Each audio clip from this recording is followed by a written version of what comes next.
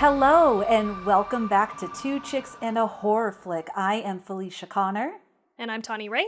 And tonight we are talking about the 1956 film, The Bad Seed. It's the old black and white one. And we're really excited. But before we start, we are going to cuss and we're going to ruin the film. We're going to talk about the film, all of it. So if you don't want us to ruin it, go watch it, come back. And this is also the oldest movie we have watched to date. So if you don't want it spoiled, maybe you shouldn't have it spoiled, but I'm just saying, more than any other time in the history of this podcast, you have had plenty of time. So. Oh my God, I love it. Let me just see something. Okay. Sorry, I keep having a cough. That is so cool. I didn't even think about that. I didn't realize that, but you're right. I'm a little nervous because Tawny does not like black and whites. But I think it was good. I think it was good to watch it anyways and it be the oldest and something new. So very cool. I'm excited. But before we start, Tawny, what are you drinking? I have got just some straight up Buffalo Trace, and I'm also drinking it with a little bit of Sprite out of a glass bottle. Very fancy over here. That is fancy. Dang. That's like an old-fashioned commercial. I don't know why. I never see sodas in bottles anymore. Yeah, I don't know, like 60s, 70s. I don't know, 70s maybe. I wish Sprite had a slogan that I knew, because I would sing it, but I don't know. What are you drinking? I am also drinking straight-up whiskey, and it's Smoke Wagon Small Batch. Smoke Wagon Small Batch. It's very good. I like it a lot. Okay. My husband's probably upset I like it, because I drink it. Sorry. I love it, love it. Tell me, I feel like we're just rocking. We're getting through it. Yeah. What is some stuff you've been seeing, listening? Every time we have this conversation, I'm like, shit, I should have written it down. I should have written down what I watched. I'm going to give you a little, what I do. As I watch things, I Slack them to myself in our Slack thing. So then when we talk, I pull up Slack and I have them listed right there. That's very smart. I am going to do that. Because you always have your phone, and you probably have Slack right there, so boom, boom. Yes. Okay. You know what I did watch, just kind of passively, was Child's Play 3. They put all of the Child's Play movies on Netflix. Oh, and so they've got, I think they have, they definitely have 1 through 4 through Bride of Chucky. Maybe they even have Seed of Chucky, which I think is the 5th. And so, anyway, that was a fun. I just love those movies. So I have to watch them because I think I've only seen the original. So now, especially because they're on Netflix, I gotta watch them. Yeah, we're gonna definitely do those at some point. Maybe we should do them soon because they're on Netflix. I don't know. That might be smart for us financially. Yes. So. Yes, exactly. And I think at this moment of recording, we don't even know what the rest of the movies are we're going to watch this month. So maybe we think about that. Yeah, we'll figure that out after we stop recording. That's cool. Jesus, I'm drawing a blank. What have you been watching? Okay, I have some shares. The first thing that we watched that me and my husband got really into was My Love, 6 Stories of True Love. On Netflix. Okay. It's these elderly couples that have been like married for 50 years. And I just, God, I don't know. It's super feel good. The first episode, I was so nervous the whole time that it was going to end with one of them dying, because they're just like, I was so scared and it didn't. And I literally got up and went, yes, like it was just literally feel good. It was just literally, they love each other and kind of just like how they met and growing up. But it was real stories. So like, I'm going to tell you guys, I've watched 3 episodes and what I notice, all of these elderly couples that are still going, they are so freaking active, more active than me. Like they might have a little cane as they walk, but they are walking everywhere. They're working all day long. This couple in Spain, oh my God, I was exhausted watching them do all of this work. Yeah, that was just a really good, feel good, people in love, and I liked it. The second, which drew me down a rabbit hole, I just became obsessed, it is a YouTube channel called Pika Grape snack. I don't know why. Okay. I don't know why it's called that. But it's all old from the 50s, 60s videos of well, back then I think they called them mental hospitals. But from videos with patients that had mental health disorders for whatever reason. So all different types of them, of people, and they videotape interviews with them. So it's kind of a study. It's like a study. They're trying to understand the brain more, and they're trying to understand what is causing these different issues. And I just became obsessed, and I just started watching them because then there was this one where they have this whole study about like children, little babies. They were babies who were not cuddled, like they were kind of neglected by the mom. The mom didn't cuddle them and stuff like that. And babies who did get a lot of cuddling and how they interacted with blocks and stuff. Dude, I was so obsessed with all of this. And then it went into all this different stuff. But something I noticed, which I think prepared me for this movie, is all of the people seemed like actors, because they really did, like in the 50s, 60s, talk in this very really animated way, I guess. Like, for example, I don't know, for those of you who've seen what you're saying. Okay, sorry, not to cut you off for our listeners. You keep going. No, that's okay. Anybody out there who's seen Mad Men? So the one guy, he became the boss, his wife, how she was always like, well, darling, don't you worry about it. I made a cake and it's in the kitchen. I'm like, dude, can she chill the fuck out? Like, but no, this is really how people are. And I think that I read this somewhere. People learned, I actually think we talked about it at some episode. People learned how to talk and all of that from the shows they were watching and from like the different stuff.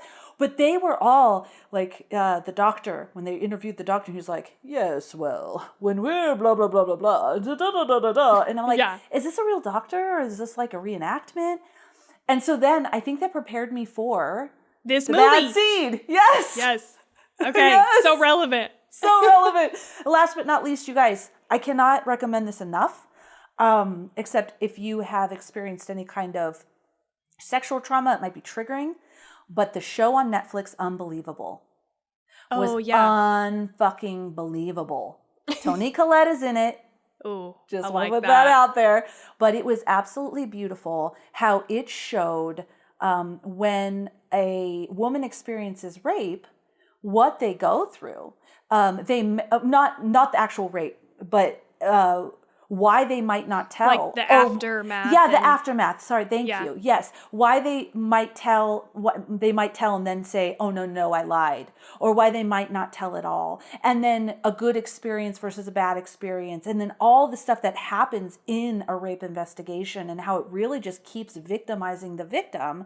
And then also, the whole thing is about searching. So everything they do to search for this person, and it was phenomenal. It's a series, so there's several episodes. I'm telling you, all the acting was great. It was phenomenal. I remember looking at that when it came out, and I thought it looked good, and it felt heavy, and so I was like, maybe right now is not the time. So I just haven't gone back to like revisit it, but that's good to know.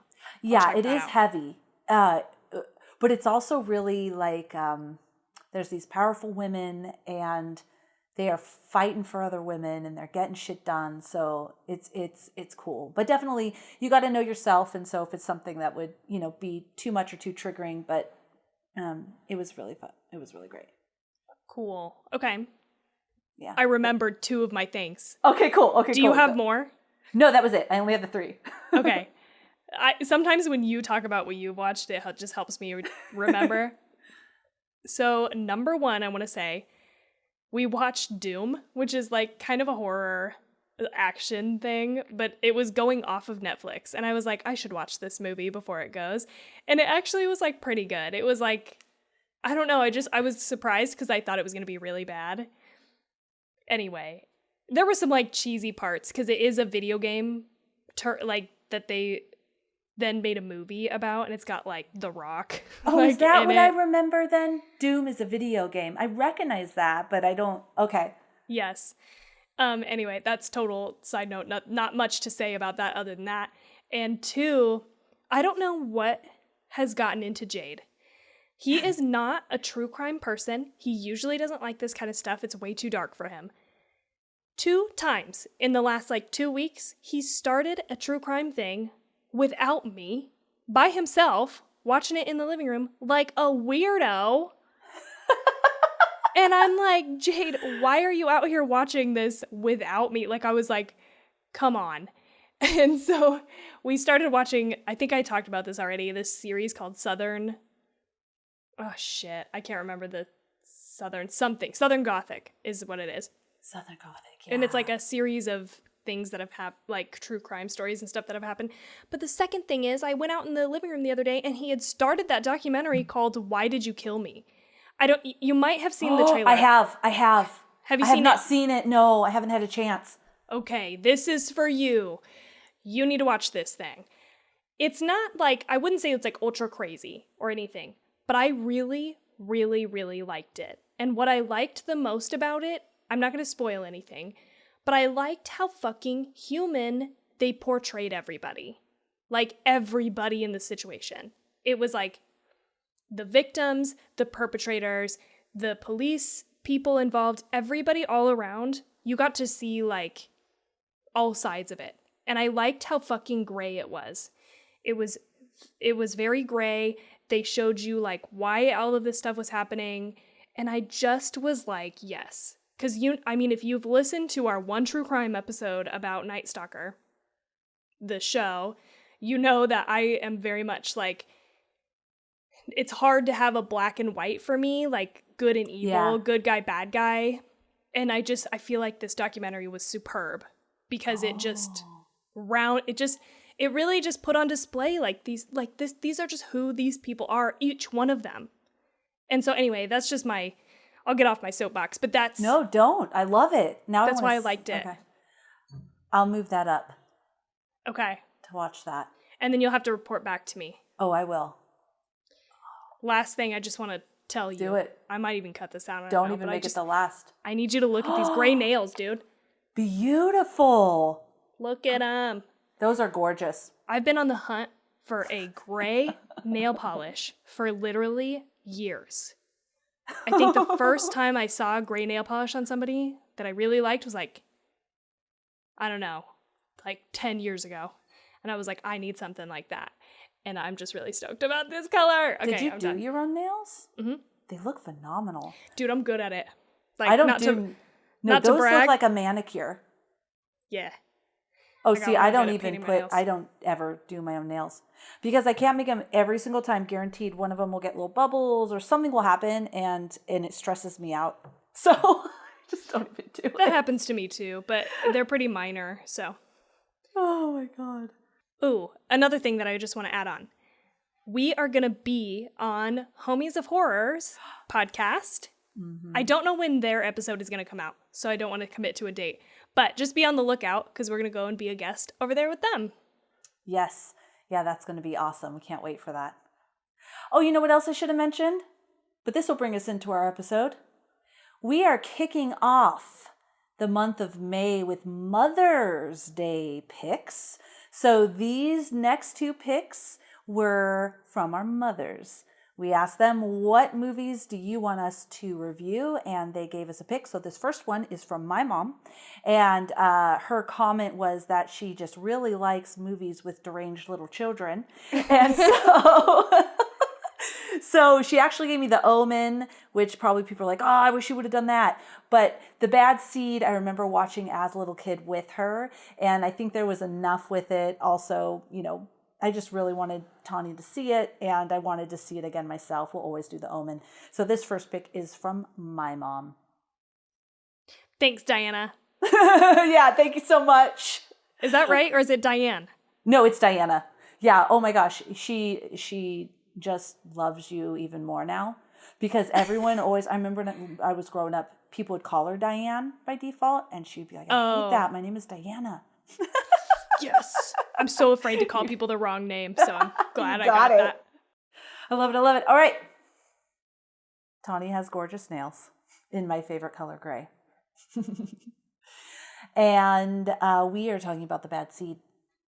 It was a horror thriller, or it is a horror thriller, shot in 1956, black and white. The director was Mervyn LeRoy. And, you know, he did some stuff like They Won't Forget and Little Caesar. I'm not sure what those are, but I can say he organized the production of The Wizard of Oz as well. So. Okay. It sounded familiar. I waited. Tony's like, and I'm like, I don't. The Wizard of Oz sounds familiar? Or No. That's a pretty big one, Tawny. Well, the name sounded familiar, and I was like, what is that associated with? And so maybe it's The Wizard of Oz. I don't know. LeRoy. Yeah, Mervyn LeRoy. Yeah. The budget for this movie was $1 million. And it made $4.1 million. And at the time, The Bad Seed was one of the biggest hits of 1956 for Warner Brothers because it earned the company so much money when it was only had a budget of $1 million. And it was also one of the year's top 20 at the box office in the United States and among the 10 most popular box office draws in Britain. Was it, is that $1 million like adjusted for inflation? Like, is that what it would be now? Or is that what it was then? Because I would assume that would be a lot of money. Yeah, I thought so too. And shit, it just said $1 million. Okay. It just. No worries. Yeah, it literally just said earning the company $4.1 million in theatrical. Quadrupled. That's good. But yeah, even if it was only like, you know, whatever the math would be for the inflation. But that's a good question. Mm-hmm. I'll make sure if we watch old movies that I'm looking that adjusting up for inflation. You don't have to worry about. No, that's too much. Nope. No, I'm kidding. All right, so the reviews, 63% on Rotten Tomatoes and 7.5 out of 10 is the other aggregate ratings. The cast was also, we just go right into that, right? Sorry, I don't want to forget. Okay, sorry. The cast, so Christine Penmark was Nancy Kelly. Patty McCormick played Rhoda Penmark, little girl. Henry Jones played LeRoy Jessup. Eileen Heckart played Hortense Daigle. Evelyn Varden played Monica Breedlove. William Hopper played Colonel Kenneth Penmark, husband. Paul Fix played Richard Bravo, her dad, Christine's dad. And then Joy Croydon played Claudia Fern, so Mrs. Fern. I can also tell you that Nancy Kelly, Eileen Heckart, and Patty McCormick and Harold Rawson all were nominated for Academy Awards for these performances. Who are they? Will you tell me their characters? Oh, yeah, for sure. Sorry about that. Nancy Kelly is Christine, the mom, the main character. She was nominated for Best Actress. Eileen Heckart, she played Hortense, little boy who died's mom, and she was Best Actress in a Supporting Role. And then Patty McCormick, who played the little girl Rhoda, was Best Actress in a Supporting Role as well. And then did any of them win? Sorry. Oh, sorry. No, it said just nominated. Okay. Yeah, it said nominated. And then the other guy, we wouldn't know, but he was Best Cinematography, black and white. Okay. So that's kind of neat. I wonder if that was the time when they were kind of crossing over to color. Oh, maybe. Because it specifically said Best Cinematography for black and white. It noted it. Okay. Interesting. Yeah. So, 2 minutes with Tawny? Let's do it. Let's roll. It's pretty short today. Okay. I'm excited. There was an evil girl. I'm just kidding. She killed everybody. Honestly, though, I was like, this is a pretty simple story. How can I build it out a little bit so that I can still be high level but give you what happened? And you're not far off from where I started. Creepy little blonde girl, Rhoda, is suspected of killing a classmate who won a medal she felt entitled to. When Christine, Rhoda's mom, finds the medal, she connects the dots and confronts her about it. She lies, which leads Christine to accept that she didn't have anything to do with his death. Until Rhoda tries to incinerate her tap shoes / murder weapons. Her mom tells her to burn them and makes the connection that this isn't Rhoda's first rodeo. And just so you know, I wrote that with an RH for myself. She I love it. Stupid. She killed an older neighbor they used to live by. Turns out Christine is the daughter of a serial killer that her father Rich Richards adopted and raised. This means that Rhoda is the product of bad genes. Christine gives Rhoda a bunch of pills and shoots herself to end the tainted bloodline. But modern medicine is able to save Rhoda and Christine, who calls the house to ask for her husband's forgiveness for what she's done. Rhoda sneaks out to the lake and gets struck by lightning, trying to recover the metal. And I recognize by saying all that, you're like, what the fuck? And if you feel that way, and how does all that shit fit together, you should watch the movie. Yeah. There you go. Yes. Okay. It's the moment of truth. Tawny, how did you feel about this movie? This could have gone many ways. And I really did not hate it. Okay, that's Which is good. shocking. That's good. That's good. That you didn't hate it. No, Okay, I did not hate it. I liked it, I think. Like, I don't know if that's like too strong of a, but I think I did. I think I liked it. I didn't love it. I wouldn't like watch it again. But it did surprise me, and it was nothing like what I thought it was going to be. Like, because I had told you, and just in my defense, if you guys haven't heard that last episode, it's not so much that I really hate black and white movies. It's that I do have a problem with black and white modern movies because it feels like gimmicky to me. Mm-hmm. But older black and white movies really are more of a problem because they're like the pacing and the acting is like way over the top for me. So it's not just the black and white piece of things. And so I thought this was going to be slow.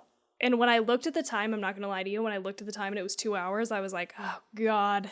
You hated me. I was like, no, but I remember was like, it was 2 hours. When I saw it was 2 hours, I was like, oh my God, what did I sign up for? Yeah, well, and I was just thinking, oh, I might have to split this into a couple days. Like, I might have to start it, stop it, and come back to it on a second day. No. 10 minutes in, this is my first note.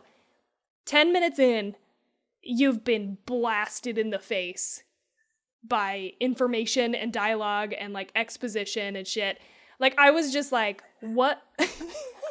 Even the subtitles on Amazon couldn't keep up. Like, you could tell whoever was like captioning this just started tossing words out. They were said, no, you get the point. We don't need all the words in there.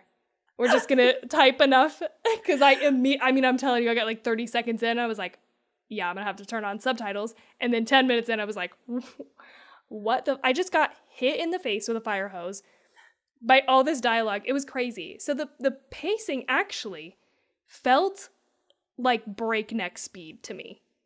Like, I was like, yeah. What a weird experience. I thought it was going to be so the opposite. So anyway, just overall, I love that. Like, that's kind of where I landed. Is like, I didn't hate it. Shockingly. Yeah. So I guess I kind of liked it, I think. Oh, that's so cool. I love it. How did you feel rewatching this? I really, really liked it. Okay. I did. I loved it. I watched it with my oldest, which today's her 18th birthday. Oh, shed tears. An adult. Adult. And she really liked it too. We were all, not all, her and I were both just like watching it. I think TT was in the room too because she was, You don't see anything. Yeah, it's she's playing her iPad. And so I think I glanced over and there were portions where she was watching, like when the mom was like, Rhoda! Rhoda! And she kind of looked up like, what's going on with that mom and her little girl? But yeah, we both really walked away from it. I was like, did you like that? And she's like, I really liked that. And I did too. I bought it.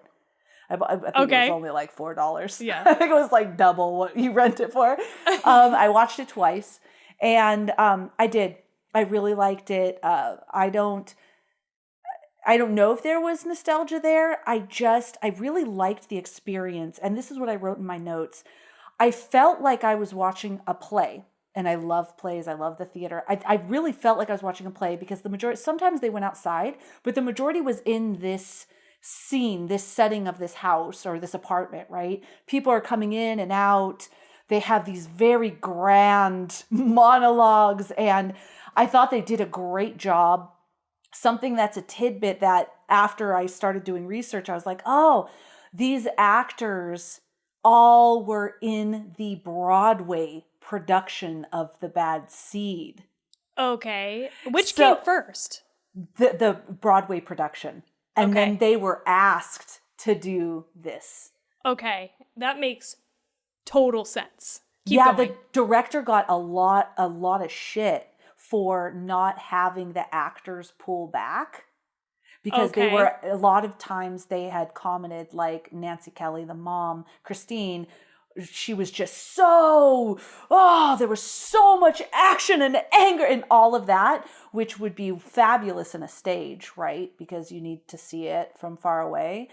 So he got a lot of shit for that. But I personally, like, I thought Christine Kelly did a great job, dude, when well, we'll get into it. No, I'm just going to say it. When she was mad at Rhoda and she had her shoe and then she started just fire whacking it on the table and it shattered everywhere. It was almost like she was really pissed off at this kid. Like, really, you know? And I loved Hortense and her, I know I shouldn't be here, but I'm drunk. And, you know, I literally wrote it down. I literally wrote it down. We shouldn't have done it. I'm a little drunk. That was my favorite, probably, line of the entire movie. I rewound and watched it like 3 times so that I could write it down verbatim. That scene, also, we can put this on hold. We can put a pin in this, talk about it later. But I just wanted to say right up front, that was my favorite scene of the entire movie.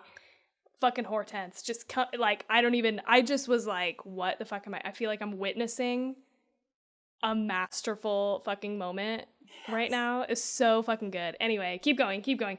No, that's it, though. And then we could get into the movie because I really feel like I was watching a Broadway play because, I mean, their monologues, if we're just talking about Hortense and that, it goes on and on. She has all these, she's talking about the clothes and, oh, you think you're better than me and, oh, my son and, oh, like, just so much emotion and ranges and it was just so beautiful. And typically in a movie, if you were to watch that, you'd be like, huh, okay, this is a lot. But I think it just, that feeling of it for me being like I was watching a Broadway play, and I fucking love it. And TT will go, if I go, TT, what will you give me for a basket of kisses? She goes, I'll give you a basket of hugs. I have my whole family saying that. I have the prettiest mommy. I remember that. I think I did that to my mom. She'd go, stop it, you're freaking me out. I feel like maybe that's not a real memory. I'll have to ask her when she's here, but I feel like I used to do that.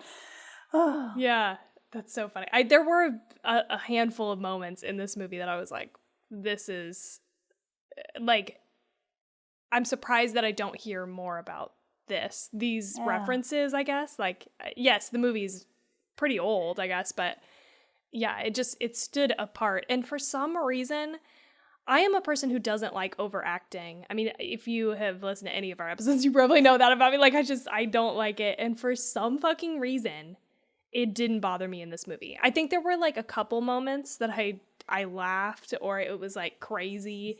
You know, in particular, I remember the Aunt Monica, like, rolling her R. She was like, root cause of the blah, blah, blah. Like, I was like, okay, fucking relax. Like, that was too much. And there were a couple moments like that, but I just, for some fucking reason, dude, it didn't bother me. I just was, like, there for the ride. And it was, you said this just now in your, like, quick overview, it was an experience. And it was an experience to watch the entire movie that I don't know. It was weird. I liked it in some weird way. Yeah. Well, let's get into it. I can tell you, Rhoda was supposed to be 8 and she was actually 10. So because that was one thing. I mean, I get that they were,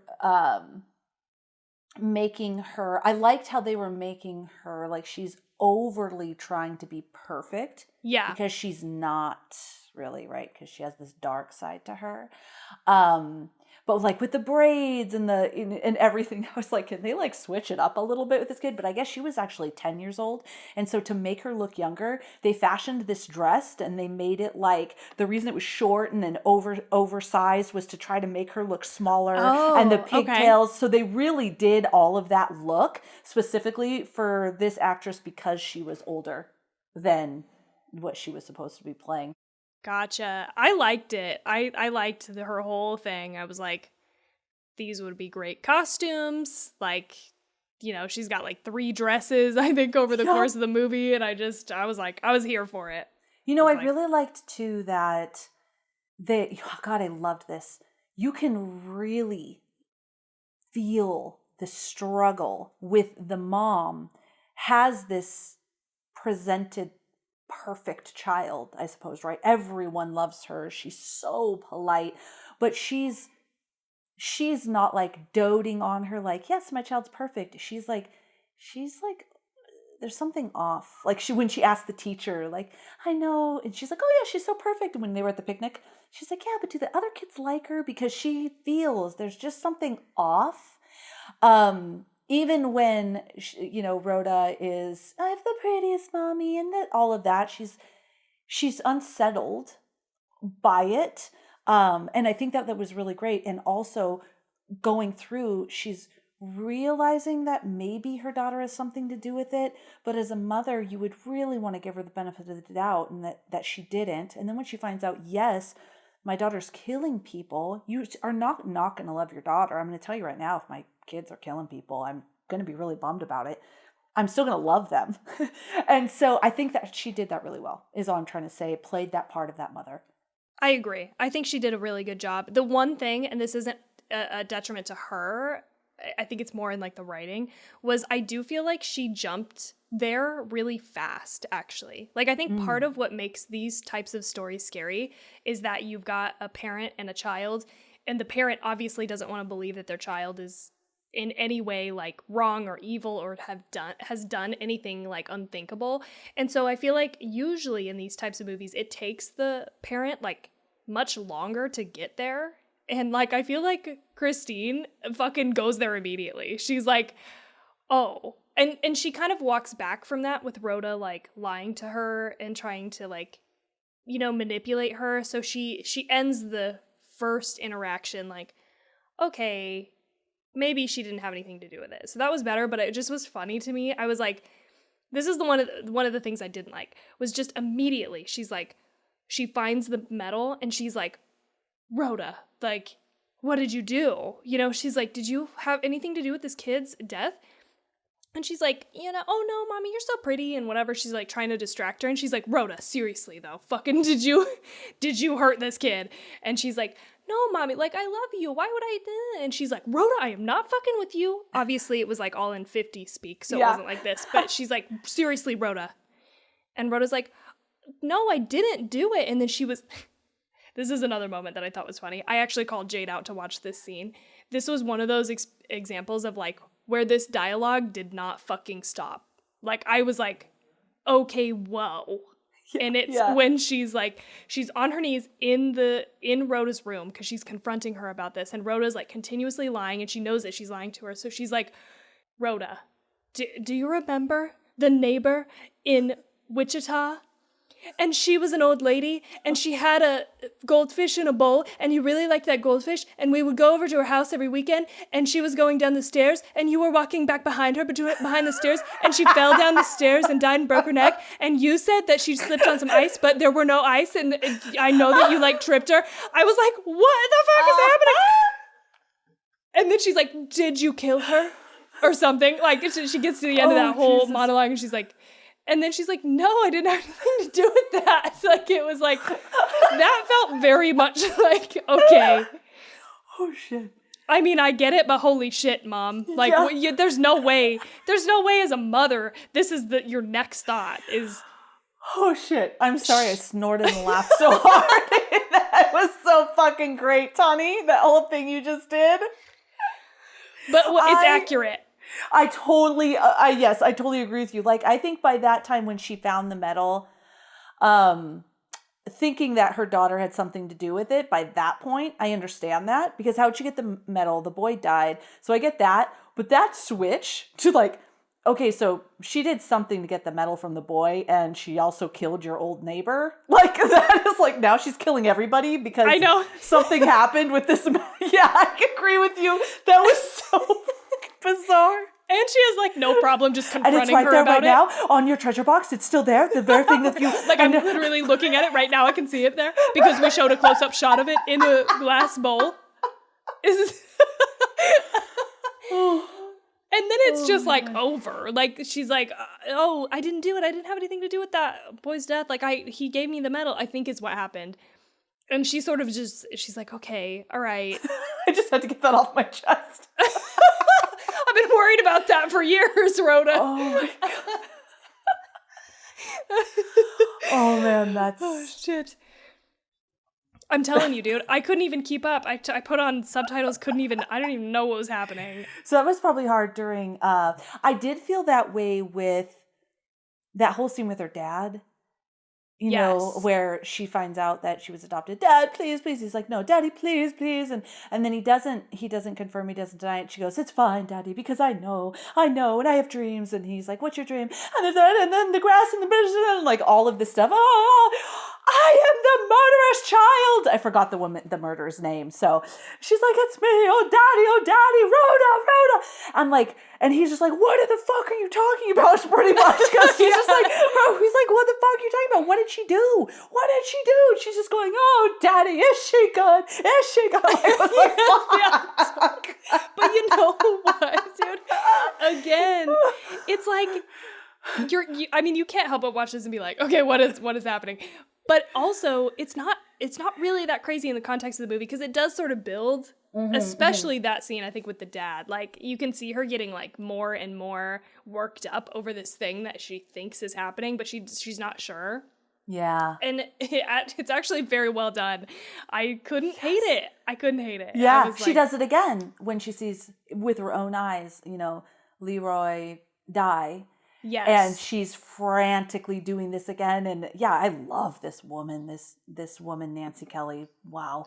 And then Aunt Monica is literally like, what did she do? Yeah. Like, what? But then I feel the stress too. The music, she's playing the music. Oh my God. Like, I'm just like, oh my God. Yes. Somebody take those sleeping pills, like right now.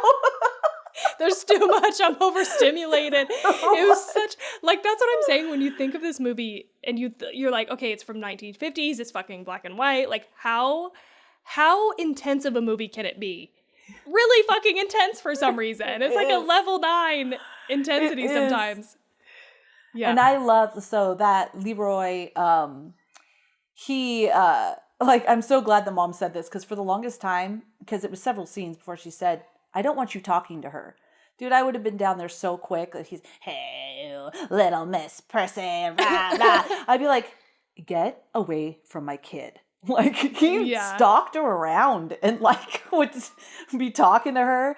Oh, my God, I loved it when he made up the thing. I just loved this scene where he made up the shoe. He was really trying to find what would get her.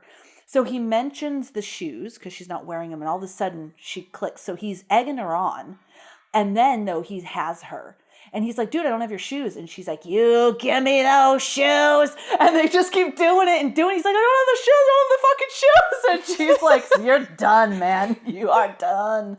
Yes, you are dead. Oh God. I've got to tell you though. Tell you, if I'm anybody in this movie, I'm fucking LeRoy. That's me. Because I'm like, that would be me. I'm fucking irritated with you, with your little kid fucking attitude, thinking you're so much better than everybody else and talking shit to me when nobody can hear you talking shit to me. Like, that would be me. Like, I'd be like, fuck you, you little fucking girl. I swear to God, I'm onto your ass. I'm gonna fucking get you. I'm gonna get you in so much trouble. Yeah, but he was kind of creepy too. Like when he was picking the flowers and he's like, I bet she's lonely now that the Colonel's gone. So now we know it really, it's deep in Tawny's heart. No, just kidding. Yeah, that part I didn't identify with. I'm just kidding, but the rest, I totally get it. Yeah. Yeah. Yeah, but there was another really creepy little kid scene. But before I move off of this, I just have to say, I appreciated him for being like the one person to see through her shit and just be like, you've got everybody else snowed, but I'm fucking onto you. Like, I don't know, I just was like, yes, LeRoy. Everybody called him either LeRoy, which I thought was so fucking weird. I was like, isn't it LeRoy? I'm so confused. And finally, somebody way later in the movie was like, called him LeRoy. LeRoy. Yeah, you're right. They were calling him LeRoy. LeRoy. I was like, okay. Oh, you're right. But God, that's okay. I'm jumping all over the place. But speaking of that, there was that fucking terrible scene with that older guy and the little girl. And I don't remember. I literally just wrote fucking you in all caps. I don't know what he even said. I just was like, I know what you're talking about. I bet. What did he say? He was being the most creepy. Was it the friend that came over and yes. Rhoda came in and he was like, a little girl like you, something along the lines of a little girl like you makes me wish that I was married, which at first you're like, okay, because he wants kids of his own. And he says something, he's like, something about her just being such a delight. And then he takes her hair and he's like, oh yes. Remember, he takes her braid and he's like, oh yes, such a delight or something. Yeah, that would fucking... It made my skin fucking crawl. I was like, this is so gross. Yeah. And I don't know if he was meant, like, was that he was supposed to be a sick creep or like his acting was just a little off? I don't know, but it came off as sick creep. Totally. I wonder if there's not just a cultural difference between now and then that is so much more apparent to us now, where there's this like, oh, you're so cute. Oh, he said, like, she's gonna make a man real happy one day. Yeah, yes. And I definitely think there could be some just timing differences where I feel like I don't know. It's just, not to say that it wasn't fucking creepy then, because it probably fucking was, but it's like, I totally agree. I want to mention, I just glanced down at my notes, how hilarious the quick news flashes were. Wow. If we could get news that quick these days, they turn on the radio. There's been an accident. A little kid is drowned, but we don't know the name yet. And she's like, what am I doing here? And she opens the door. Now we have released the name. I was like, it was just so fast. It cracked me up. The person who did that newscaster was actually the guy who played LeRoy. Oh, okay. Yeah, the voice. But I thought I have here such quick news flashes. It's so funny. I was like, just while we're on our quick hot takes, I was like, where are the fucking cops? Just immediately right off the bat. It's like some kid has died and like nobody who's coming around is a cop. It's like a teacher, the parents of the kid who died, like the aunt who, like some friends, her dad. Like, where are the cops? Where are the fucking cops? There are no cops. Even when there was the fire, right? There was, I think you hear sirens actually in that one, but it's the people that live upstairs or, that actually reminds me. It took me a while to like, what is the layout of this fucking apartment complex that LeRoy just walks into the house and this woman walks in. Everyone's just walking into the house. Weird. Yeah, it was so weird.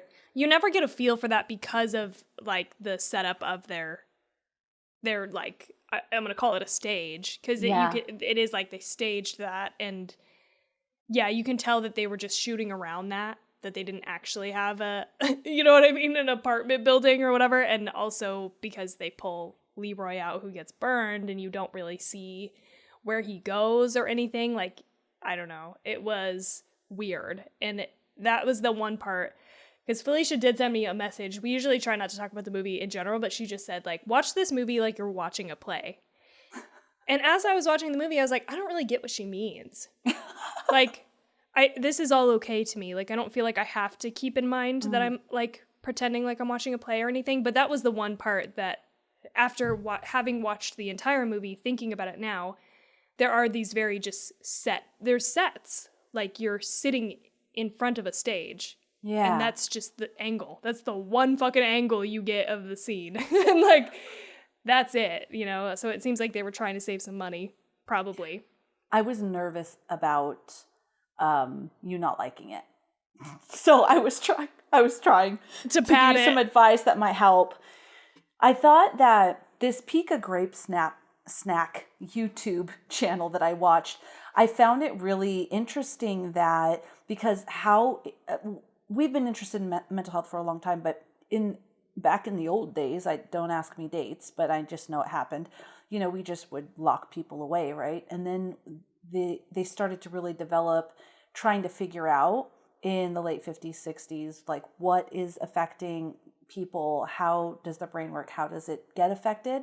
And this movie, which is also made right around that time, was very heavy in figuring out the mind. Discussions, new findings about how the brain works, how the mind works. I just thought that was really cool, fascinating. Yeah, it did feel very much like, oh, this must be based in some of the conversations that people were having at the During time. that time. Mm-hmm. Yeah. I picked up on that because it was this nature versus nurture, right? Like basic. Yeah, everybody's plot line. talking about that. Yeah. Yeah. But I'm so interested to know about the way that they were speaking, because every time I watch something like this, I do think, is this actually how people talked then? Like, that seems like a naive thought. I think that, and then I think, that's fucking stupid. Of course not. Of course that's not how people talked. But I don't know. Maybe it fucking is. And it sounds like from this documentary that this is how it was. And why were we all so dramatic there for... I mean, I guess we're probably still dramatic in maybe different ways or something. I don't know.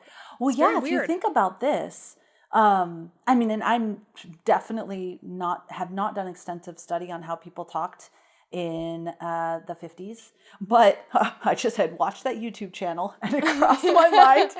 And, you know, I notice it like when I'm watching things like Mad Men and different stuff like that, how, you know, the women are and how they're talking, and even the men, you know, this lingo they use, you know, and I always think it's a movie thing. But then I was watching, these are real people being filmed and talking. Even the patients that were being filmed still had that same sort of way of talking that was very theatrical, I guess.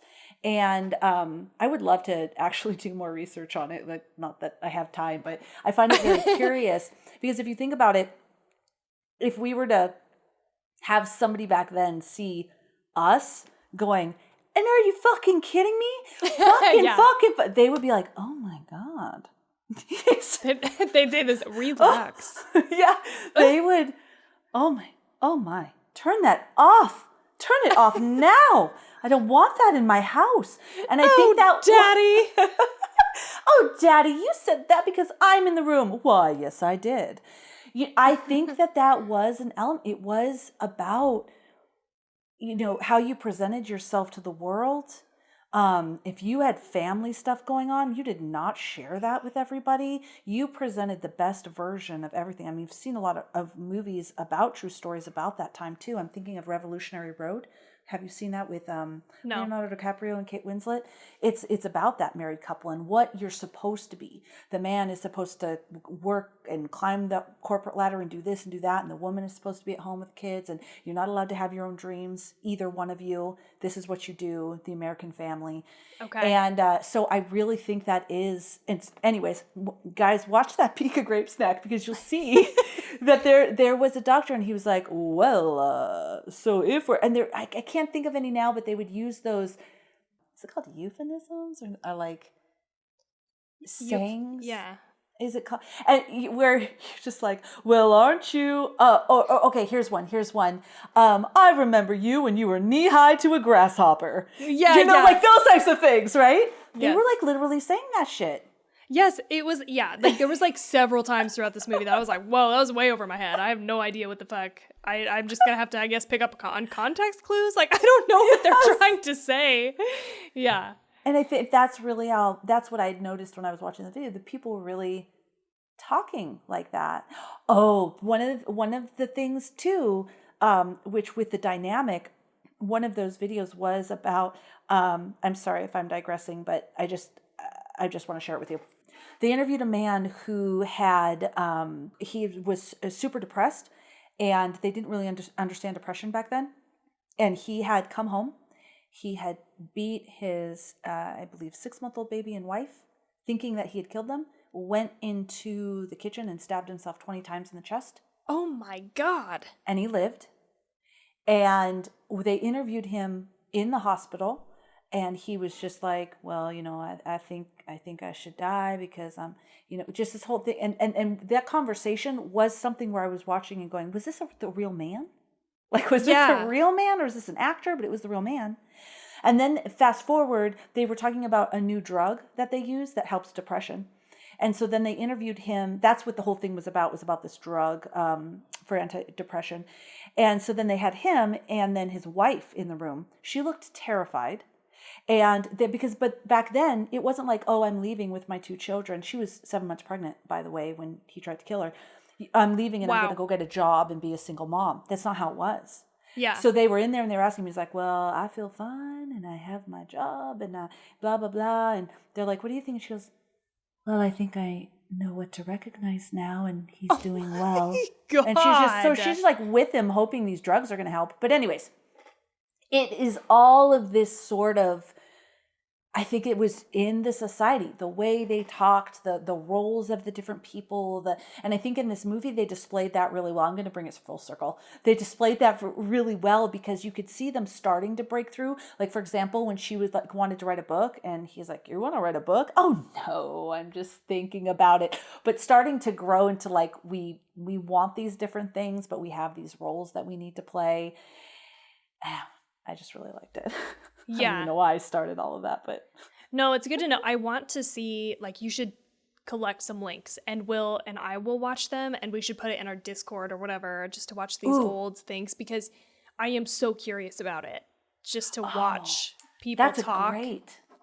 Like real live people, Okay, that's what I'll do. I will collect a few, the specific ones that I can think of, and especially that one I was just talking about, and I'll pop it in there so that you guys can see, and we'll share it on our Discord. Okay, cool. Awesome. Let's talk about Hortense. Oh my God, that's the next bullet point I have, can we? Yes. I was trying to not just go straight there. Like, I was like, is there anything else that's relevant? Hortense.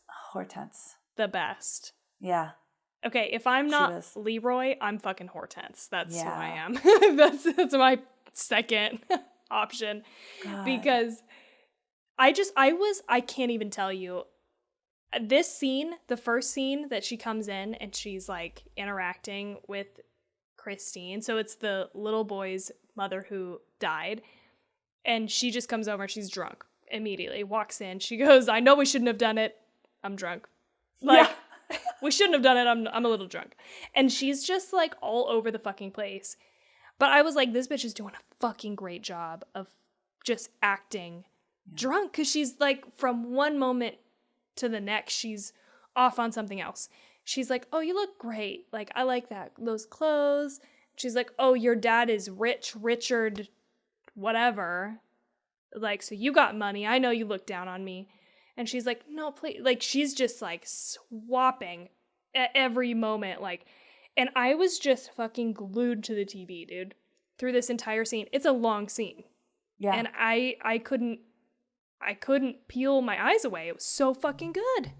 Yeah. She's my favorite character. I have it right here. She was my favorite character. I think she was my favorite too. Love Mrs. Daigle. That's what I put here. She's in there for a total of what, like 10% of the movie? Even less, like 5%. Like she has 2 fucking scenes. And I feel like she steals the show. Yeah, absolutely. I 100% agree. Just her, she plays drunk so well, and the emotion and the energy and how she's bouncing. Yeah. I cried. Yeah. She's bouncing from thought to thought like you would. So I remember in an acting class way back in the day, that was one of the things they taught. Like, if I was to respond to something you're saying, I'm not just responding to something you're saying. There's like a million thoughts that connected that brought me to what I'm saying. And she did that. She did that. She would see something and something would pop into her head. And then it was very much mixed with how you would be thinking if you were drunk. I cried, my heart wrenched when I believe it was the second time she went in and she was leaving and she broke down and went crying, "Oh, I have to go home." I just was like, oh my God. I thought Christine did a really great job too, being empathetic and like wanting to touch her, but knowing that she didn't want her to touch her because she had before said, "Why are you touching me?" And God, that was just so fucking great. I laughed. I did laugh when she looked and went, "Do you know that Mrs. Fern dyes her hair?" I was like, Yeah. But fucking great, man. Yes. It was all things all at once. It was like kind of funny and like super relatable and also very sad and very just fucking spot on. I was like, this lady is doing drunk the best way. I love when people can act well like they're drunk. I don't know, for some reason I'm just like, that's like the pinnacle of acting for me. Like, great fucking job. She like sits, she's all fucking disheveled. She's got like a shirt untucked and she doesn't give a fuck too. She's just like, I just lost my son and now I'm a lush and everybody knows it. And here I am, I'm drunk at your house and I think your daughter knows something and like, I'm here to figure it out. And she like, keeps plopping down on the couches and just her whole demeanor, the physical acting, it just was like, I can't. It was real. It was so good. It was so real. Even when he's like, "I'm sorry," her husband comes and he's like, "I'm sorry." And she goes, "Oh, shut up. They don't care about us. Just fuck out." She didn't say yeah, fuck. she's like, who cares what they think? Yeah, just shut up. Let's go. Yes. Oh my God. She was my favorite too, Hortense. Yeah. Poor Hortense. Yeah. Oh, and two, she talked about I think this is when I cried, is when she talks about like how old she was when she met her husband or whatever. She's like, I was already old when I met him and he's a good deal older than me. I don't remember her exact words, but essentially she's saying, we've just lost our one child and I can never have another child. That's what got me. I was like, oh no, like what I mean, I just feel like this scene, if you don't want to watch this entire movie, you should just watch, like I'm going to go and try to find this scene so that I can post this link just on its own. Because it was so good. I feel like it's worth watching just by itself. Yeah. It was a very, very, very powerful scene. Oh, I wish that they would have given that mom that medal. But she was trying to protect her own. So it made sense to me that Christine was like, if she could have snuck over in the middle of the night, because there's no CTV footage back then, and just put on a hood, snuck over. I don't know if women back then owned things other than high heels, but that might have been loud. Click, click, click, click, click. But if they could have click, click, click, click, click, went in an envelope and just placed it in our little mailbox, because they had those old-fashioned mailboxes that we don't have now. We have the big giant ones in housing communities. But I have to ask you, what did you think about the ending with Rhoda, the very ending with Rhoda on the pier? Okay. Well, I don't know. I mean, I'm pretty, I guess, neutral about it. Yeah, maybe I should have said yeah, okay. So let me I don't know why I did that, but so I didn't like the ending with Rhoda on the thing. Oh, okay. I was curious what you felt, because and I'm also curious because I searched for this. They said they filmed 8 different endings, and I kept searching, what are the different endings for the bad scene, and I couldn't find anything about it. But the one thing I said when the movie ended, and I said to my oldest girl, I said, I wish that Christine would have died and Rhoda would have lived. That dark ending, I would have really liked that. That's how the Broadway show I just discovered ends. Christine dies and Rhoda lives, and the audience Interesting. realizes that she can kill again. Well, the movie studios felt that was too dark. And so that's why they changed it. But I don't know what the other 8 filmed are. But that's what they changed it. My daughter said she would have loved it if they were just saying like, remember, we're going sunbathing, or something like that. So like something around Mrs. Aunt Monica knowing that she's going to be killed. But you kind of still do, because they talk about sunbathing on the roof. But I think that would have been really powerful. It would have been powerful too if they just both died and the dad didn't know. But I think it makes it more creepy that the little girl lives. But yeah, I didn't really like the whole now she's struck by lightning. It was almost like, don't worry, guys, she doesn't live. Oh, she lives. Oh no. Don't worry. She's dead.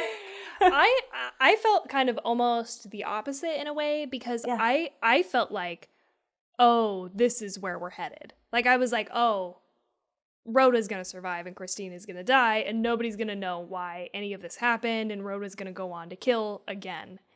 And I felt very much like, oh, here's where, it felt very formulaic to me. Like I was like, okay, here we go. It's this, right? Yeah, and then, that makes sense. And then when it didn't happen that way, I was like, oh, okay. Like like I said, I felt very neutral about the ending. Like I was pleasantly surprised that that's not what happened, because I just feel like now in our modern world, that's exactly what you would do to set it up for a fucking sequel. You know what I mean? Like I don't know how big sequels were back then, if that was a thing that had to be considered, but I was like, okay, I feel like I've seen that over and over again. I don't want that. So the fact that it didn't happen, I was happy, but I was also just like, well, yeah. Like, I don't know, I just felt very much like, as soon as it happened, I was like, yeah, that little bitch got smited. She just got smote. I don't know what the past tense, smitten? Smote. No, that's like a love thing. That's like smited? I don't know. Smout. Smited. Yeah. Smote. Yeah, you know what? Actually, now you mentioning that does make sense, because you don't expect it. Yeah. And it is nice, because the mom, I think we assume she lives, right? Because she looks perfectly fine besides the bandage on her head. Right. Totally fine. I was like, didn't she shoot herself? Like, how did she shoot like this? Did she shoot her ear off? Like what? Yeah. Why? There's just a bandage right here. Her face is perfect. Yes. Her makeup is perfect. Her hair is perfect. And she just has this bandage with no blood. Just this. The bandage is on there as if she had, what is it, like measles or mumps or whatever? Like it's just around. Like it's holding her chin. Yeah. Like what? No, that doesn't make sense. Yeah, that was ridiculous. But you're right. Now I don't mind it. I didn't think of it that way. I was thinking of, oh yeah, the dark way. But then that is pretty cool that they can, well, I guess, like, how happy is the mom going to be, really? Right. She has to explain. She did try to kill her daughter. I mean, even if her daughter was a murderer. Yeah, I don't think she was like very happy about it. So for me, in a way, it was kind of it was dark in the way that a child died. And again, I'm sure that's shocking, even more so coming from a movie made in the 1950s. Yes. But in a way, it was kind of like, yeah, okay, this was cosmically handled. You know what I mean? Like, we're going to balance the like scales, that. You know? Like, the universe was like, no. You were supposed to go. Goodbye. You little creepy girl. Too powerful. How did you feel, or was there any information? Because after this ending, there's like a title card that comes up, and it says something to the effect of, due to the unconventional storytelling of this movie, we ask that you please do not discuss the climax or ending with anybody. It says that on the end of this movie, which I was like, whoa. So I was super taken aback by that.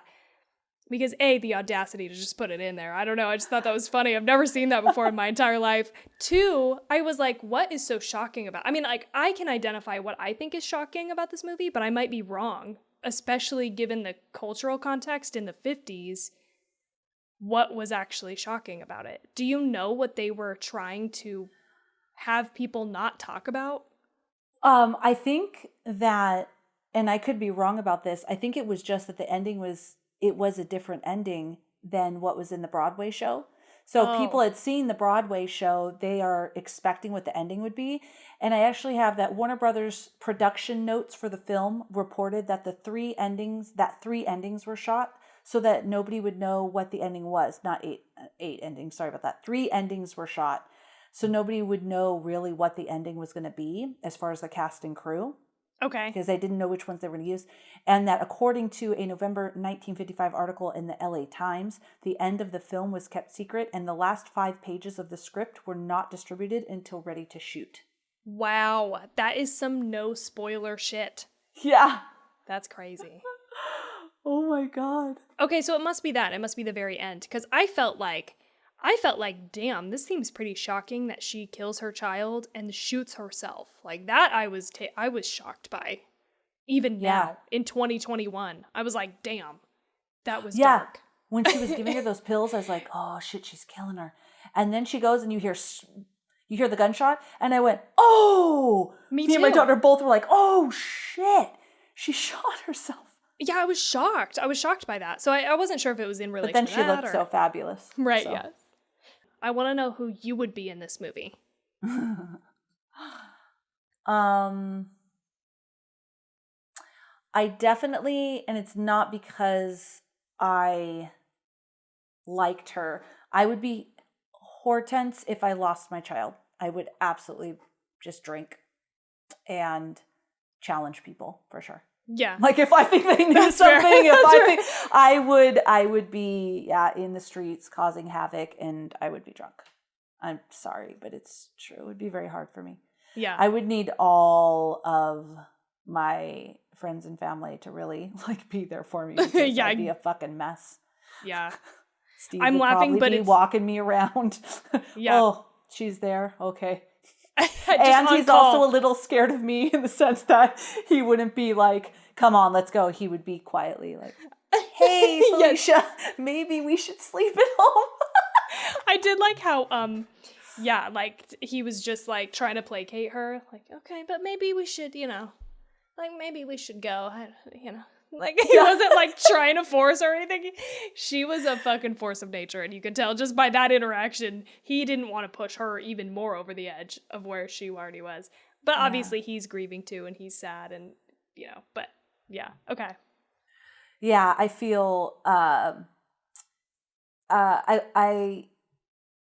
understand Christine and how she wanted to protect her daughter and wanted the truth and knew that. So I totally, get all of that. I think I would be Hortense. I definitely wouldn't be Aunt Monica. She was a busybody and she talked a lot. Man. And she also was just crazy. And so that brings me to my next question is what was your feeling on her? Like, what did you think about her as a character? So I did like her as a character. I did like Aunt Monica, and I thought she did really well with, sometimes she was a little much, but I also felt that she was trying to be, like, as a person, that she would be a little much. She really was a busybody and involved in everything. And she talked a lot. Yes. I think that's how I felt about her. Like, I felt like, I don't even know if I'm making sense. She was a busybody. She wanted, that's what I'm trying to say. I'm sorry. She really wanted to display this air to people that she was very educated and very well read. She was always trying to push that in people's faces. This is what I know. And she was so into psychology at that moment that she just almost, what it reminds me of, like like what we would call an armchair detective. Yeah. These days with true crime, all these true crime people, they dedicate their lives to it, right? And I felt like she was that way in psychology for some reason. Yeah, like an armchair psychologist. Yes, yeah. An armchair psychologist, yes. Yeah. Okay, I ask because I felt like she was immediately suspect to me. Like, I was like, who is this fucking lady? And why is she so enamored and interested and showering Rhoda with gifts that I felt like towards the end of the movie, I was like, oh shit, she's gonna be like the keeper of this child. Like she's gonna know who she is and she's gonna be like protecting her. You know what I mean? Like, I don't know. I thought that's where we were going with that, but like that didn't come to fruition at all. So that was, I guess that was just a me thing, but I couldn't help but feel like she seems like she's in the know on Rhoda and she's trying to Yeah. protect her in a way.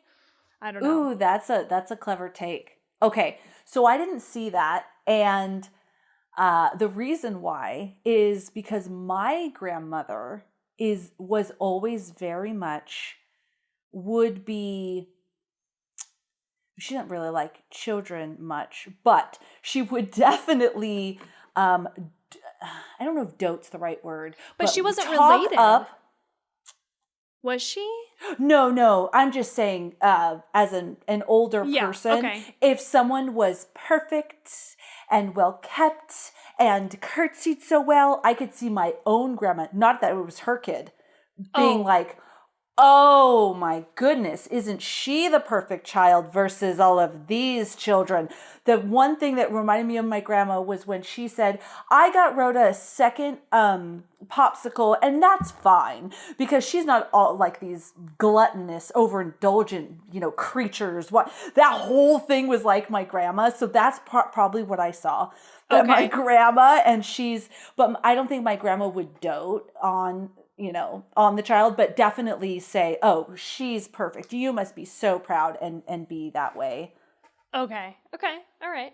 I also felt it was a little bit like, obviously the pen marks were wealthy and high society in the sense respected. He was a colonel. So it was also her way of being associated with these people and being a part of their lives, even though she was only the landlady.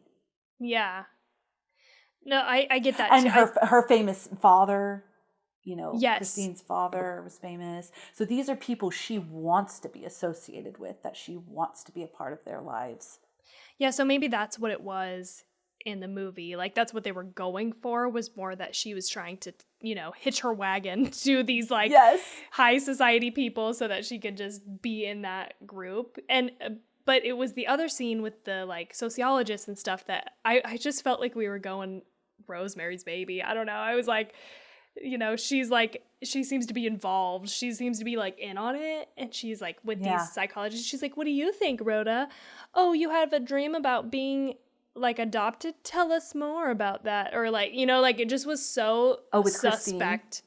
Yes. Yeah. Oh, sorry. I said Rhoda, but yeah, Christine. It was so suspect right away, but that didn't ever happen. So I just was like, am I the only one who picked up on this? I think that they were trying to get that secret out of who Christine's parents really were, because that was bizarre. She was trying to force her,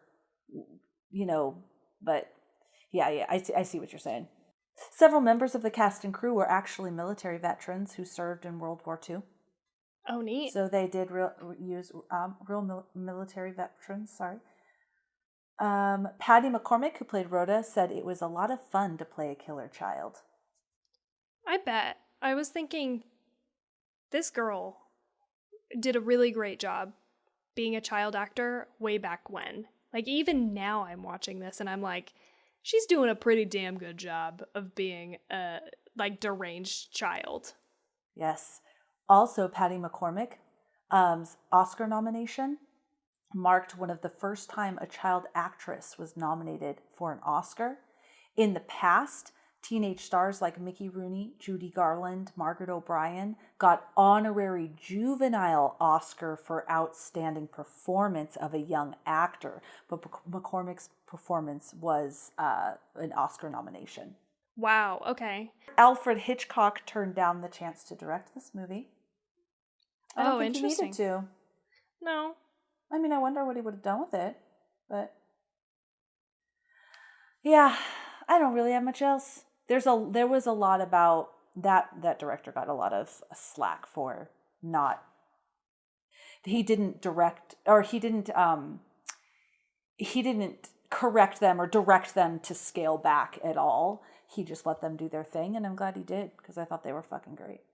Yeah, it's really weird how well it works, actually, because I know that, the theater acting is so much more over the top because you have to be able to see people from far away. Like, they have to be doing a lot more body acting than you would do in a movie like this. It's a lot more emoting in the face and stuff and simple, but it just worked for some weird reason. And so I stand by his decision as a person in 2021 who doesn't watch a lot of movies from the 50s. I liked it, and I thought it was a good call. And the people worked well together. It was surprising. I just feel like the one of the things that was most surprising for me is the story. Like, I just thought it was going to be cut and dry. And even though you really don't even see any violence, all of this movie is had between it tells you what's happening between conversations. Mm-hmm. And I just thought they did a really fucking good job of that. Even now it's entertaining, and it doesn't feel slow, and it feels fresh. It surprised me. So I don't know. It really caught me off guard. I really liked, I wanted to mention this, when Rhoda, she's always smiling and curtsying, and then her mom would hug her and her face would get dark, and then she would smile when her mom pulled away. And the same thing happened with, I believe it was Miss Monica, did the same thing. She was doting on her and she wanted the little gift, and then she kind of was like, rolled her eyes and then smiled at her. I thought that it was so subtle that some of the time I didn't even catch it until I watched it the second time. I was going to say, I didn't even pick up on that. Yeah. So when I watched it the second time, she gets this kind of angry scowl, and then she smiles. She doesn't like being touched. She doesn't like, and she's all an act. Wow. There was something else I noticed. I wanted to know if you noticed this. So when you were asking me who I'd be, and even though I identify with Christine as a mother, like I would understand why she did that. I thought she did that beautifully. This bothered me, and it didn't seem to bother her. When she was talking to her husband, she called him, or he called her, and they were talking, and he was asking about the little boy that drowned and how was Rhoda doing. So in it, he has to go because he's getting a call, and she said to him, "I love you, I love you," and he goes, "Goodbye, darling. Give my love to Rhoda." Okay. And I wrote that down. I'm like, is there something wrong there? And that's when I don't identify with her, because I would have been like, "Are you going to tell me you love me?" I'm sorry, husband. I'm sorry. You're not going to be home in 4 months. Can you just say I fucking love you too? Or should I just give it all to Rhoda? I said... Because she's killing people, by the way. What you should know about Rhoda, actually? Your child. Your little girl, Rhoda. I did not pick up on that, but it's highly possible that just as a person without kids, I was not sensitive to that. Yeah. She's like, "I love you." All right, goodbye, darling. Give all my love to Rhoda. Like, whoa. Yeah. He was very, also overly doting on her. Just as a whole, I mean, you already know this probably. I'm just not a big fan of kids, so that's why I'm LeRoy in this situation. Everybody being so sickly sweet. "Oh, what if I give you a basket of kisses? I'll give you a basket of hugs." It was just too fucking much. And then Monica, "Oh, dearie, you can have both. I'll give you a garnet and an emerald. You're just such a good girl." I don't know. I just was like, fucking kill me. And so I get why LeRoy out here just doing manual labor. He's like, "Fuck you, you little fucking creep. You fucking out here just thinking you got everybody fucking, not me. I see through your bullshit, you little fucking girl." That was, I identified with that. Yes, LeRoy, yes. Get her, LeRoy. Expose her. Oh my God. You know what I just realized? What? Because TT was on the sofa, and I bet she saw a lot more than I realized. I just gave her the experience my mom gave me. Oh. I watched this movie when I was a kid. Yeah. So now I wonder if she'll grow up thinking, "Gosh, that was scary." Or no way. I because wonder. she watches Jurassic Park, though. Oh, yeah, no. That's You like... know, like, there was different levels of movie. I was thinking the entire time I was watching this movie, I was like, Felicia said that she was really creeped out by this little girl. Like, what is she going to do that's really creepy? And it never, like, came to fruition. But I get how you can watch something like this as a child, and especially at a different point in time, and be like, whoa, that's creepy. But I was like, yeah, I'm not getting that. Watching this now, she just is like, she's more irritating than anything to me. Like, oh, you know what I think it is? And one day we'll have to watch it, but I'll give you a break. There are two movies that really stick out in my mind as watching them as a child that creeped me out. And it was this one, and it was called, I believe, Alice, Sweet Alice, I believe. And both of them were child killers. okay. And so I've seen Killer Toys or The Boogeyman or the guy that killed, all those things scared the shit out of me. But these were children who killed. And now that's like, I was going to say a dime a dozen. I didn't mean to say that. But now we're like so exposed to, there's kids, old people, young people, everybody's killing everybody. Just murderers everywhere. Murderers, everybody's murdering. But back then that wasn't really a thing. And the fact that they were children who were killing people was really creepy to me. That makes sense. Yeah. And interesting. Besides Damien in The Omen, because he was like possessed by the devil or the devil, whatever was happening. There was devils involved there. Just kids who killed. That wasn't like demon and devil shit, you know? Right. Yeah, totally. You are going to have to ask her. You're going to have to just make a note for yourself, like 10 years from now, and ask her, what did you think about that? Do you even remember that? Was it creepy? What happened? Yeah. And I might ask her. I might ask her tonight too, or later tomorrow. I might go, hey, do you know that movie mommy and your sister were watching? What did you think about it? All right. We are moving on to, I was going to say grading. Dude, Tawny and I have had really long fucking weeks. I can't even speak right. I hope that you enjoyed this episode. My brain is fried. So I pre-apologize if you're like, what the fuck is wrong with her? But I know too, I'm having a hard time talking. Like, there's been a few times that I've like slurred shit, and I'm like, I mean, I've had a couple of shots of whiskey, but on top of that, I'm fucking exhausted. Like, I'm tired. I didn't sleep well last night. Like, it's a whole compounding situation right now. All right, Tawny, what are you gonna rate this movie? I am gonna give this movie a 3. Nice! That's fucking great! I'm shocked at how shocked you are by that. I mean, I guess it kind of makes sense. Well, I mean, you gave Cabin Fever a 3. I guess just because I was really worried you'd hate it. Yeah. You know, so that's a good score. Yeah, I thought, I looked at like the movies that I've rated a 3, and I think I like them on that same level. Cabin Fever, His House, let's see, Scary Stories to Tell in the Dark, Stir of Echoes. Like, I feel like all of these things, well, maybe Stir of Echoes I rated a little low, but I feel like I like it on that same, because I really liked Stir of Echoes. I think maybe I should have rated that a little higher, but I think I liked it on that level. Like, I'd recommend it. Like, I'd be like, if somebody were to ask me, should I watch that movie? I'd be like, yeah. And that's my 3 threshold. And I don't think I liked it as little as like a 2.5, which I gave to Creepshow. So yeah, that's where I'm at. Just right straight smack dab in the middle on a 3. How about you? I love it. All right. So I am going to give this movie a, shoot, I got all nervous as soon as I was about to say it. I'm going to give it a 3.85. Okay. I was like, where is she going? It's got to be a weird number. It is. Because I was going to give it a 3.9, and then I thought, no, I'm going to give it a 3.8. And that's what was going back and forth in my head. It's such a small, but it was just like the 3.9 is closer to the 4. But I was just like going back and forth.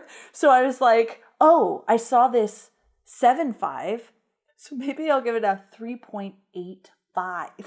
Because that's right between 3.8 and 3.9. And my soul said, yeah. Okay. Yeah, all right. Do it, Felicia. Yes. Tawny hates me. She No. hates when I do wacky fucking numbers. No, I think it's funny. No, I like it. Yeah, because I looked at some of the other stuff that I did to 3.5 and I liked it more. I enjoyed it more. It's hard because the stuff we watch is so different.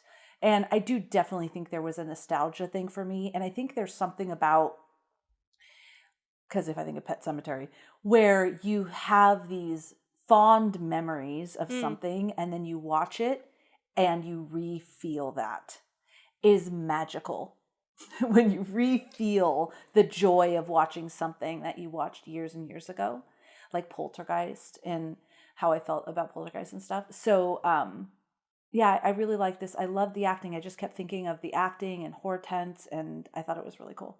Yeah. Now I feel like I need to justify how low of a score I gave it, because like all I talked about was what I liked, but I think the things that I didn't like are just obvious that come with the times, right? Like the overacting was crazy. Like it wasn't scary by any means, by any stretch of my experience. Like it didn't freak me out, so that's why I'm leaving it at a 3. And I also just don't think, I don't know, it's like for me, like it's not like my favorite type of situation, a movie. That's why I'm hesitating, is not because I'm like mad at your score or anything. Now I feel like I just need to justify why I didn't give it a higher score. You know what I mean? But that was even like, if you think of like Hostel, the first Hostel, I think I rated lower, and that you just had this different experience with it than I did seeing it, when I saw it. And that just is what it is, Yeah. I think it's all good. Yeah. I think that's it. I was fucking stoked on your score. Oh, good. Okay. Yeah. I was nervous. I thought it was going to be a rough one, but it was not. And I would recommend that people watch it. Now I get why people talk about it a lot too. Like it just feels different than what I thought it was going to be. So yeah, there was this, I think it would be called the cinematography, but like the shot of the pier in the beginning, and then how you go over to the town, and it kind of always glances at the pier. And there was just some like really beautiful things I liked about it. But we already talked about that movie. So next movie we're watching is Tawny's mom's pick. Yes. And it is Otis. Otis. Right? That's what it's called? Okay. Otis. Otis. Horror comedy. No clue.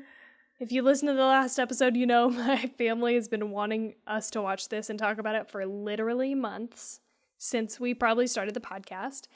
And so my mom has been on a campaign for so long for us to watch this. And I said, listen, we're going to do it finally for Mother's Day month-ish, So that'll be our next one. And yes. I'm going in with low expectations, which means that maybe it'll exceed my expectations. It'll be real good. We'll see. Well, everybody, you can find us on every social media platform at Two Chicks and a Horror Flick. Twitter is at Two Chicks HF. Why? Also, you. Okay. Also, Instagram's our hub, and I am going to go. Now is the time to join our free Discord community. Get on there just so you could see these old 50s videos I'm going to post. Now's the time. If you've never been so excited in your life, it's probably Get jazzed. now. Get jazzed. It's this. Yes. What else? If you like this podcast, or other people who might like it, share it with them. And or give us a rating and review, especially on Apple Podcasts. That helps us get seen by other people, or whatever platform you're listening to, maybe Spotify or YouTube or whatever. And also just connect with us. Send us a message, whatever. We love connecting with people, so that'll be super fun. Okay. That's it. We have a Patreon too, but... Oh yeah, we do have a Patreon. So if you want to support the show, you can go there too. And yeah, have such a good night. No nightmares.